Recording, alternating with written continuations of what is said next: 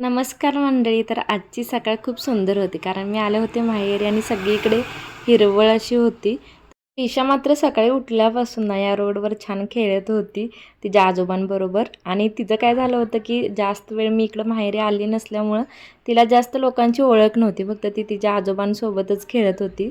तर बघा इकडे तिला साडी नेसवत होता तिचा मामा, पण त्याचा हात लावूनच घेत नव्हती, ती सारखी रडतच होती.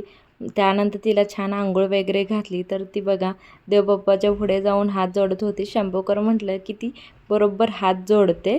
तिला छान वेण्या घातल्या होत्या आणि त्यामध्ये चाफ्याची फुलेही घातली होती. मलाही चाफ्याचं फूल खूप आवडतं वेणीमध्ये घालायला. त्यानंतर आम्ही सगळेजण सुट्टीला आलो होतो, त्यामुळे थोडा स्वयंपाक आमचा चुलीवरच होत होता. म्हणजे भाकरी आणि भात चुलीवर होत होता आणि आमटी भाजी आणि बाकीचं काय असेल तर ते गॅसवर केलं जात होतं.